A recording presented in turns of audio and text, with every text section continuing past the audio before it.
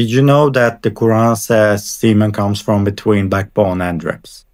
Yes, in Surah 86, verse 7, it says, does he not realize what he is created from? He is created from a gushing fluid which comes from between backbone and ribs.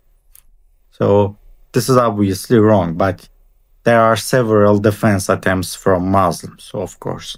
And I want to examine the most popular one, which goes like this.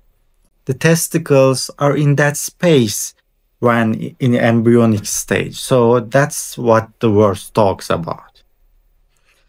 First of all, testicles are not between backbone and ribs in any stage. It is always lower than the level of even the lowest ribs. Okay. But second, and most importantly, why do we choose that? Why do we understand that from the verse? The verse just says that you're created from this fluid and it comes from this space.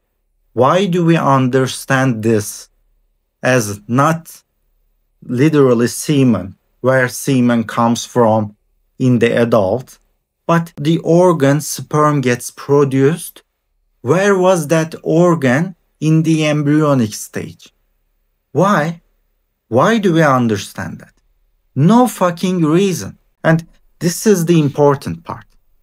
Because this is how they find all those answers to scientific errors. I just look for anything about sperm, semen, reproduction, anything possible.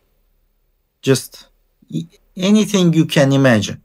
And which is connected to that space, which I also expanded, because like I said, testicles are not between backbone and ribs. It is still lower than even the lowest ribs. So we also judge by ourselves that we can take that as backbone and ribs.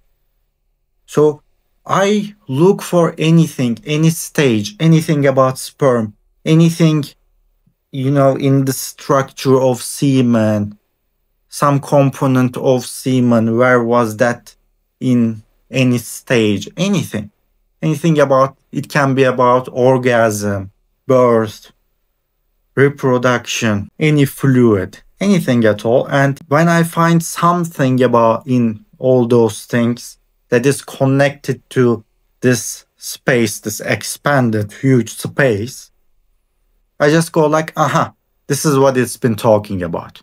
So this is the mentality. This is why there is no justification from the Quran, because we choose the meaning. We choose what we understand from the verse according to the fact we already know.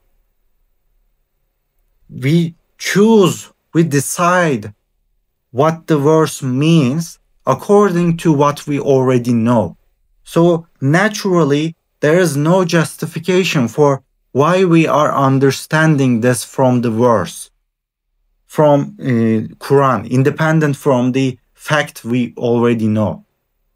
This is the thing. This is the mentality. I will examine every scientific error from the Quran in the future, and we will always see this pattern. This is called ad hoc mentality, ad hoc fallacy. And this is how they find all those answers. They go like, oh, you don't know Arabic, you don't know this, you don't know Islamic tradition. Yes, this is the answer you didn't realize because you don't know Arabic.